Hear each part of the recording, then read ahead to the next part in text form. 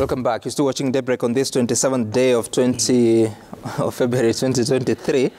And something that happened last week that was quite major is in the changes within the Kenya Revenue Authority. We saw the Commissioner General Githui Mburu, who was to serve until June 2024, leaving the authority. The board said that he had resigned, and then 4 other commissioners were also removed or replaced. No mention of what they had done, but they are out of office, and new ones have been appointed in acting capacity, while some 2 departments have been merged and being managed by one of the commissioners at the authority currently. There's a story on page 4 of the Standard that talks about intrigues in KRA purge as taxman seeks 1 trillion shillings in unpaid taxes. And the chairman, Anthony Mwaura, is quoted as saying that there are farms dealing with milk and bread that were given 5 billion shillings tax refunds as late as last week. This is blatant abuse of office. We are pushing Kenyans to pay taxes, and the KRA management was refunding people billions illegally. And that is why we said enough is enough and purged them. We will, through the help of Treasury, ensure their necessary tax exemptions are reversed.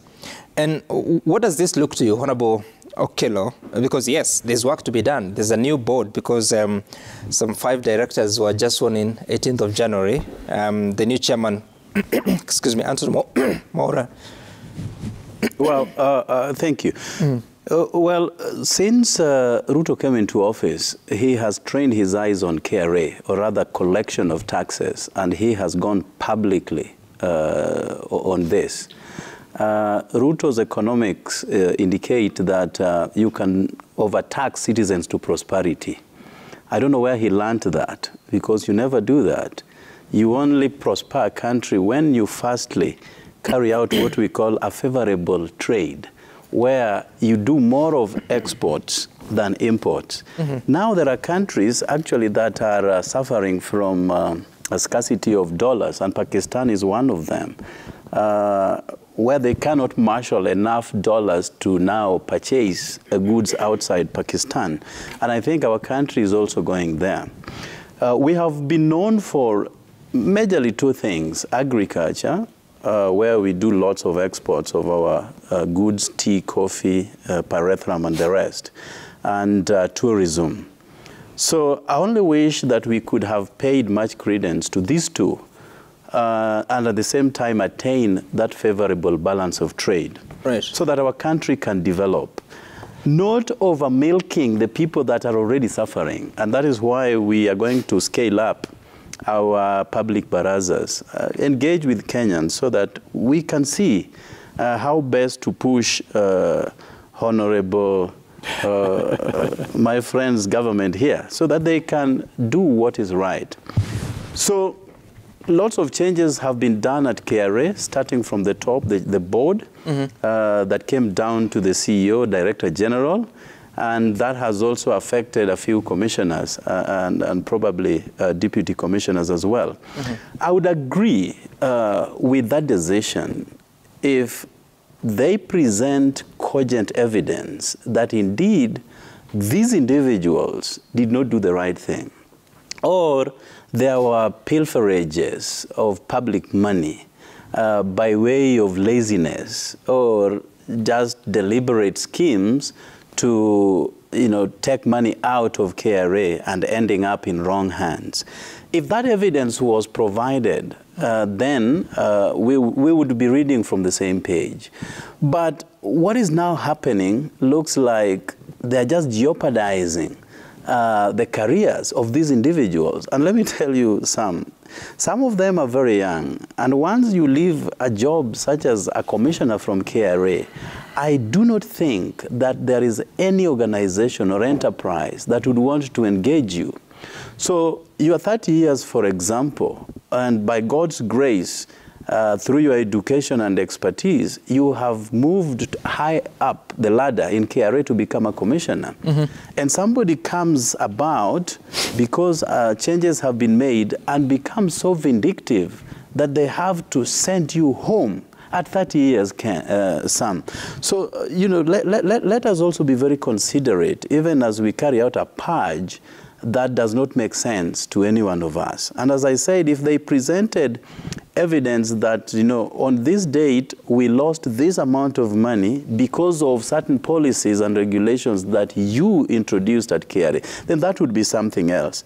One of the things that I did read here is that they allowed, up to last week, certain companies to get tax refunds. Mm-hmm. Yeah, tax refunds.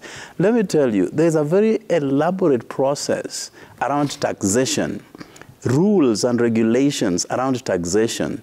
You cannot, as Royal Media, get tax refunds without due process. And that due process also includes gazettement of that procedure.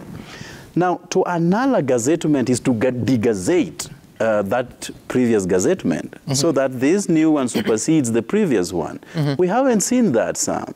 So somebody just says, we suspect that certain amount of money was refunded to a milk company, and therefore all this team must go, without degazetting the previous procedure.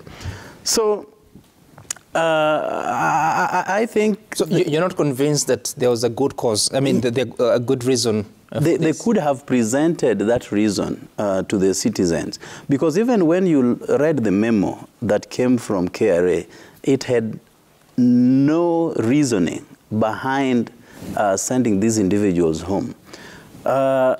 I know that they would want to, you know, mop up as much money as possible from Kenyans, but it is also good to do it rightly. But putting lives of innocent Kenyans into jeopardy just because you're vindictive is not going to take us anywhere. Honorable Koech, look, these are appointees of the new regime, because the president is the one who appointed the chairman, the 5 new directors that came on board. The others are representatives of the Attorney General, National Treasury, and such. So really, those are still appointees of the new regime. So how do you convince a Kenyan that this is for good cause? It's not necessarily because there's a regime change, you now want to do away with all the previous regime officers that are appointed by the previous regime. I don't know why you want to make me feel apologetic of some people being exited. Every administration, globally, every administration that comes in comes with an agenda. First of all, our agenda was the plan. The plan was our manifesto. Immediately, the President Ruto took over power, it became a policy, a government policy. So we are aligning our resources to the manifesto of Kenya Kwanza. It can only be the people who understand that manifesto that will implement it. Even before I come to the appointments, let me just tell you why it is very, very important that KRA and the people who are in KRA are aligned to the president's plan. It is because it is an extremely strategic organization for the president. For the government to achieve its mandate, it must be able to collect enough revenue alongside other places. There has been some system that has been operating in KRA that overtaxes the ordinary folk and leaves the rich to not tax. I will tell you, it's not just a story that you've seen in the Standard newspaper. There are people who have power and money that have never, ever paid taxes or even get huge, huge tax waivers. Now, what is happening with the new chairman and the entire team of KRA is to make sure that all those loopholes are sealed and every Kenyan pays taxes. That's number one. Number two, then after you pay taxes, you must align your administration to the people who understand your manifesto. That is exactly what the president is doing in reorganizing there are several organizations to have individuals who understand the manifesto of Kenya Kwanza participate in even a bigger role than those who do not understand. You cannot have Jared Okello, who was selling a manifesto of Azimio, being in a very strategic place and to implement a Kenya Kwanza manifesto. It is impossible. It will work very hard to make it fail. So we have to get individuals who understand what our plan is and have them in those positions to deliver. We have a very short time to deliver. Is it opinion that Githu Mburu was working for the Azimio manifesto? No, I'm not talking about individuals. I'm not talking even about KRA. I'm talking in KRA. Yeah. Then probably it's not aligned. And first of all, let me tell you, probably there are so many, not even probably, there are so many things that have happened under the watch of the former Director General of Kenya Revenue Authority. And that is why he has been removed. You can see up to last week, they were supposed to waive up to 1 trillion shillings of taxes. It tells you there are so many things that happen. Number two, KRA was used to execute political assignments in the last regime. We cannot allow that. So we will not allow individuals who do not understand. Assignments? You know, there's a way to negotiate about taxes. Taxes is you don't criminalize enterprise, like I said from the onset. But KRA had started to criminalize enterprise. If I owe KRA today money, you know what they used to do is probably to close my business or deny me a certificate to participate in subsequent tenders. What is happening now is that the president is saying that is wrong. If someone has not paid tax, call them, sit down with them and agree what is the problem. Why have you not been paying taxes?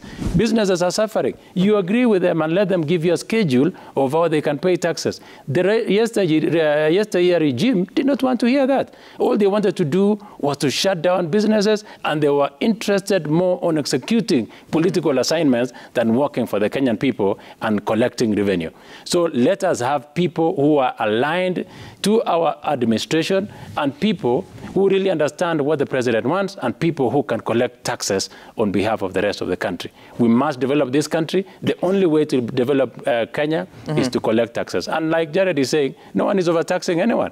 We are all paying the same taxes. This is our country. We must develop this country. Jared wants an environment where no one pays taxes. They want Kenya Kwanza administration fail. You heard him in his talk saying, we want to sustain national conversation. There is no national conversation. It's a veiled threat to execute a coup. There's nothing these people want. They do not want to. They don't want investors to come into the country. They do not want anything to continue working because they want the Kenya Kwanza administration fail.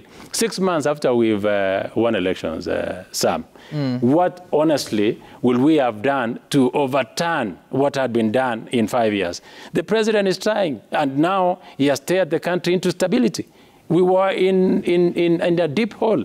We are trying to get ourselves out. But as we try to get ourselves out, Jared and co. now want to take us back in and even dig further. Okay. We will not allow that. Overturn. Yeah. I hear what you're saying. Honorable Muriu, what are your thoughts? Because, yes, the new board may have different opinions, but is it not too soon to really make these changes at the commission, I mean, at the authority, even at a time that Kenyans continue to look at it with political lenses? So we need to look on that patch from slightly wider perspective. Number one, you need to appreciate that this country is in a hole. We are about 9 trillion debt. We are only able to collect about 2 trillion. 1.7, 1.6 trillion goes all the way, 1.2 to 1.3 trillion goes all the way to pay that debt. We are only left with about maybe 600, 700 billion to pay the taxes. So, I mean, to run the government. Therefore, it means any shilling which you need to spend in terms of development, you have to borrow. His Excellency, William Samoei Ruto has said, when you know you are in a hole, stop digging. And we want to agree with him 100%. And therefore, what are we saying? What we are saying is that since we are not resorting to more borrowing, we want our country to be able to be sustainable by generating its own resources. And how does that resource generated? We have this, we have the KRA, a statutory body which is mandated to collect the money. You find that the players in that space were used to totally different regime altogether in terms of policy. Their policy was that if Sam does not pay tax, shut him down, shut him his account, and maybe I don't know whether he dies or he leaves. And therefore, you can't send the same soldiers who instruction was to kill businesses instead of collecting taxes. You must do a clean sweep. And remember, Sam, and you follow this news. The management, the high-level management of KRA have had meetings with the president a couple of times just to persuade them to see where the Kenya Kwanza government is coming from. And they were told that, look, guys, you either change, show us the direction on how we can be able to generate more revenue and make sure that we are self-sustainable, but that has not happened 6 months down the line. Like any new government, which want to serve the Kenyans and ensure that we are self-sustaining, one need to change the players at that top level. We need to avoid seeing it as at a personal level. We need to see it from a slightly wider perspective that we are bringing in a new board. We are bringing a new management aligned to Kenya Kwanza manifesto plan to ensure, number one, Kenya is no longer dependent on debt, and secondly, even the debt which we have, we are able to service them. So at least we can remain the good books of our lenders. And maybe finally also on the same issue, you find that. And the Standard newspaper has elaborately said clearly, we have about 1 trillion from the tax abandonment, exemptions and refunds to undeserving individuals and farms. People we are fighting. We are fighting a lost cause, but we will be surprised. That's what the chairman is saying. And then down there, he's also saying there are farms dealing with milk and bread that were given 5 billion tax refund as late as last week. What are we saying? We are saying this, that while the Kenya Kwanza government is very busy trying to mop up every shilling outside so at least can be able to pay the bursaries, pay our teachers, ensure that we are able to implement the JSS, be able to pay to fight with the insecurity in the north, make sure that we are able to mitigate on the drought which has affected the country. There is somebody else which is throwing away that hand. Let me ask you, and therefore, maybe some, and therefore, just to answer your question, you can't continue harvesting or whereas you have a leaking container. I think that's the objective. That is the narrative which I'm saying over here. Let me ask you: are tax refunds legal? Definitely, they're legal. So why would you fault it when it's happening? The issue is not about legality or illegality. It's the process. As what I'm hearing, because I'm reading from the newspaper as much as you are, but I'm sure with the break of time you're going to get the reality. But the point here is what I'm saying is just hold on, because a board has been appointed. They are not tax experts. The people that are tax experts in administration of tax are those that work in the authority. They are the commissioners. They are the commissioner general. So when there are tax refunds, which is allowed in law if someone has paid excess tax, when it is being done, how then can that be interpreted to be an illegality that has to stop without interrogating the process? The question here is, the board is the employer of the people you're talking about. The question is, was those waivers, were those refunds brought to the attention of the board? And maybe to add something more. And this again, we are getting it from the media and from our contacts in KRA. The same management which was put in by the previous regime have employed 500 people without the consent of the board, to an extent that some of those employees, half of them are relatives of those people at the top. Those are just allegations. I don't know about it, but the point here is very simple. We have set up a new board. I think it's important that we give that board an opportunity to show us whether they can be able to achieve what the Kenya Kwanza government want. We want a self-sustaining economy, whereby we are not resorting to lenders every other time. We are not borrowing money to eat. Even if we borrow money for development, but not money to pay salaries. And that's our challenge currently, whereby the amount of money we are able to collect as taxes is so little that even paying for our own debts, what you have already borrowed, is next to impossible. And therefore, for our viewers, what we are saying is that we have set up a new KRA board. Let them given an opportunity to prove themselves and ensure that we have been able to align with the Kenya Kwanza government. We are self-sustaining as a country, as opposed to reducing this conversation to about who has been given a job, who has not been given a job, and this kind of. I think we are cheapening the bigger goal of this country. Well, Sam, just hold on, because I was just looking at the functions of the board on what they're supposed to be doing, and it's largely on matters of policy. Let me just get that right. Yeah. The board shall be responsible for the approval and review of the policy of the authority, the monitoring of the performance of the authority in carrying out its functions, and the discipline and control of all members of staff of the authority appointed under this act. You've made an allegation of employment of several people without the approval of the board. I'm just wondering. Some you've clearly said, but you've read very clearly there that the board has the power to discipline. You discipline. I'm not talking about discipline. I'm talking about, you're saying that 500 members of staff were hired without their approval. Absolutely, absolutely. Because it is not the board that approves the hiring. It is the secretariat that employs. You employ for purposes of making sure that those people employed are coming in to drive a certain agenda, to drive a certain policy. That's the point.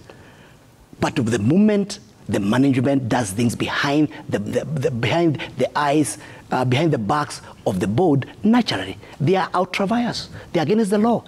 Since the board is the ones to come up with the policy, and therefore, they come and say, look, we are rolling out this project. We need to employ X number of people to be able to ensure that that project takes off. Now, if then board has not sanctioned, there is no policy, there's no project which the board want to roll out, and here is a management who is employing people right and left against or without the approval of the board, then you are saying that board... Which board was to approve? You're saying that board has no role. The previous one? You're saying that board has no role. So my point is very serious. I'm asking you, because you made an allegation that 500 members of staff were employed without the approval of the board. Which board? The Maura board or the previous board of Modaura? Of course, the board which was in place at the time when they were employed. And remember, this board has come in place, Samuel Tuko. This board has come into place. And the first thing to do, like any other board, is to evaluate what has been going on within the management to ensure that whatever is right can continue, whatever is wrong can be curtailed. But again, the issue here, Sam, and I think that's why we need to guide this conversation. We don't need to personalize issues of managing such a major institution like KRA. We need to look at the bigger picture. Does the board have the goodwill? Is it looking at the bigger good to ensure that it has put the right captains in place to ensure that they are able to make this country sustainable in terms of any generation? But the moment we go back to find out, oh, why was this one removed? Where was it? I think we are losing the picture. The board is, and secondly, and I think Honorable Kwacha said as much, any new government has power and authority to ensure that they are able to work with the right people. If the sitting board feels they can't be able to work with the current top management, is their right to change it, irrespective, because that's a priority. Because remember, they have been given mandate by the Kenyans to drive this economy, and therefore failure or success will sit on their laps. And therefore, if in their wisdom they have found that is good and wise and reasonable to remove the top management, I think that should be.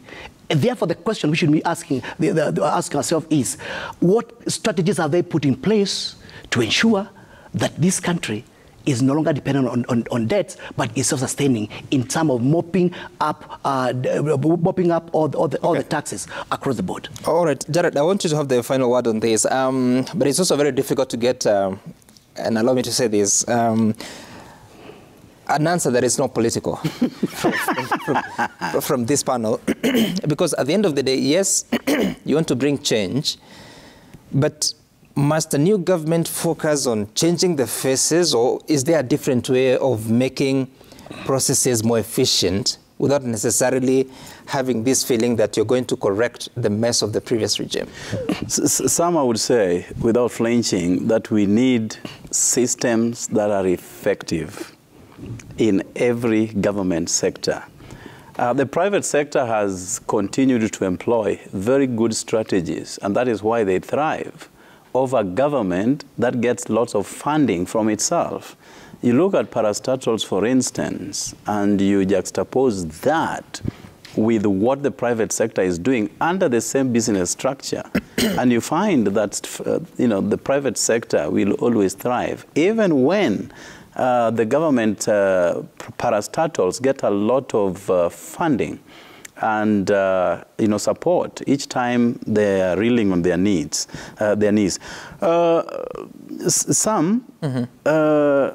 My brother Koech did allude to one thing, that everybody who works in government must be aligned to Kenya Kwanza manifesto. What they're essentially saying is that anybody who was either employed during President Uhuru's tenure or was seen to align himself with President Uhuru must be shown the doors. And they have started it at KRA. The Public Officers Ethics Act talks about public officers, and it says they have to be apolitical. They have not to be seen to be aligned to any political outwing or political party, for that matter. And therefore, when they say these individuals were not aligned, and probably were aligned to, Azimio coalition, then I think that is vengeance. That does not serve any purpose in this country. Everybody has a right to vote, and I can vote either way. And that is why our votes are meant to be secret, by way of secret ballot. So you cannot say that, Mburu and the company voted Azimio. How do you know? How do you know these people were pro-Uhuru and not, discharging their mandate as they were required to do so? There is a document within government called Mwongozo, and Mwongozo tends to speak more about suitability of individuals for certain positions. If somebody meets the threshold under Mwongozo, whoever he is, whether aligned to Azimio coalition or Kenya Kwanza, they are Kenyans and therefore entitled to employment anywhere. But, Kenya Kwanza seems to be getting back to look at your voting patterns and your political party's affiliations before you get any job. And that therefore trashes the Mwongozo document that lots of Kenyans put a lot of emphasis on to give teeth and to give power. So let us just concentrate on suitability to do that work and not looking people through various prisms. If indeed they are talking about people aligned to Kenya Kwanza and therefore getting jobs, then you ask yourself, why would they come to Azimio and buy MPs to cross over to their side? At what point did they indoctrinate these MPs to be aligned to Kenya Kwanza that they now feel that they are so juicy to be on their part? So it doesn't make sense. It's like speaking from both sides of your mouth, Sam. We are going to carry out our public